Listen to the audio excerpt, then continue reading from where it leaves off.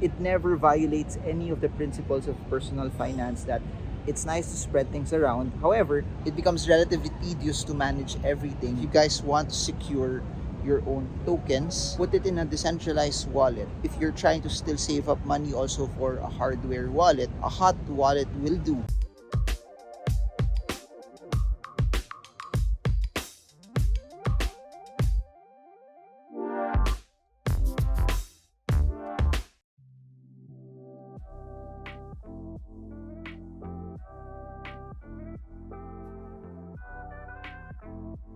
This entire debacle about FTX collapse brings a further push that you need to have a hardware wallet, or at least a hot wallet, in order for you to be able to self-custody and own your coins. One of the reasons why Bitcoin existed, or why it was created, is somehow to be something different as compared to the traditional banking system. That when you saw countries that collapse, economic systems that collapse, a lot of people who had their hard-earned money and assets stored in centralized institutions and bank accounts, when bad things happen, they don't get to withdraw, they don't get to take out their cash. And Bitcoin, Satoshi Nakamoto created this asset class that gave people the ability to have freedom, because it's something that's decentralized, it's something that's not connected into one server, and no one can say when you can take it in or out, because it's something that you own.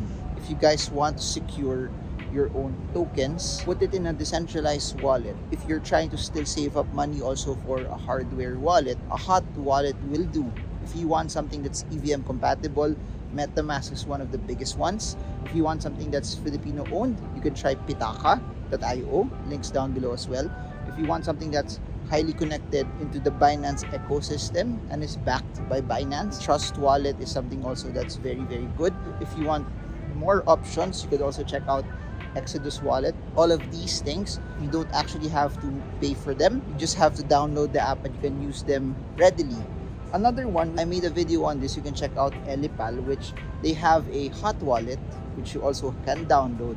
But because Elipal also is a hardware wallet, you can interface and readily sync the two as well. It can easily be interconnected to each other. Or you could also use Decent. I made several videos about them and I had the chance to interview one of their top executives.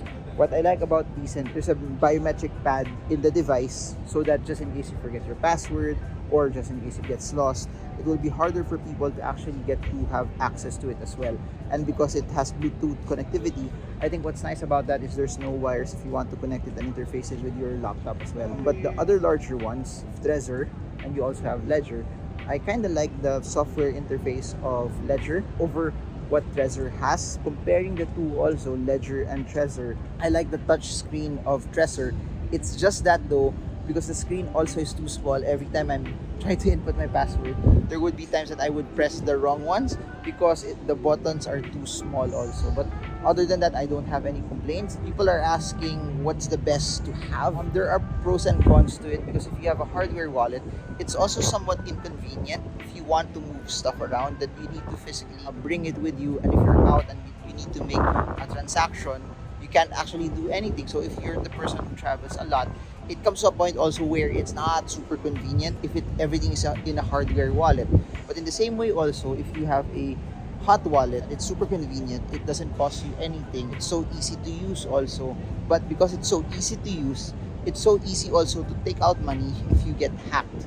It's so easy for you also to get drained. Unlike the hardware wallet, that there are a lot of safety measures and precautions inside it also that will protect you should something untoward happen. To answer that question, it's nice to have a mix of both.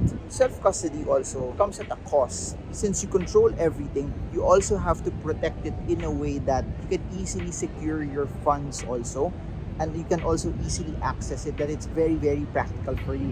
So please do remember that aside from the seed phrase that you need to store, keep, not upload online, if you can memorize it, even better. But there are passwords that also need to be attached to it. That's why I said that it's nice to have a combination of different wallets, so that it's not just in one and it's diversified. It's nice to have in hard wallets, you have different hard wallets, and in hot wallets, it's nice also to have different hot wallets as well, so that it never violates any of the principles of personal finance, that It's nice to spread things around. However, it becomes relatively tedious to manage everything. There will always be somehow a price to pay. When you go the centralized route, sometimes it's more convenient, it's easy to access, it's easy to use.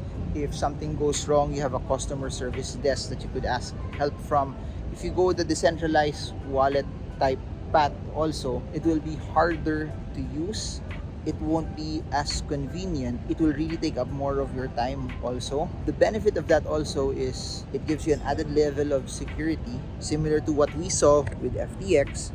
When things go bad, you won't be scared. There won't be any point in time where you have to look back and be uneasy because what if this entire thing collapses and you can't take away your money? I think it's nice to have like a good segregation of things that are centralized for liquidity purposes and for you to be able to use and keep and take it.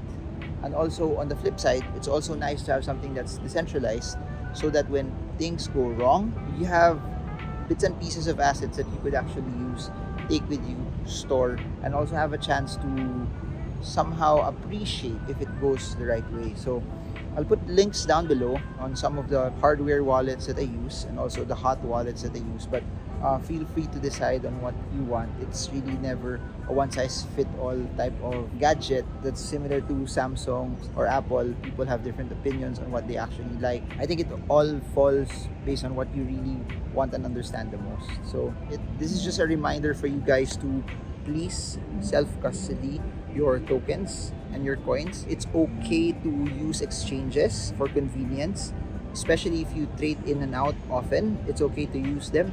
But for bits and pieces of your assets that you don't plan to touch anymore, you really want to treat it as storage, keep it in a decentralized wallet, either hardware or software. So there, I hope you guys got a lot from this. I hope that this was something that was helpful and insightful to all of you. This is Marvingermo. I hope this video helps you trade well, trade strong, trade smart. See you all again soon and God bless you all.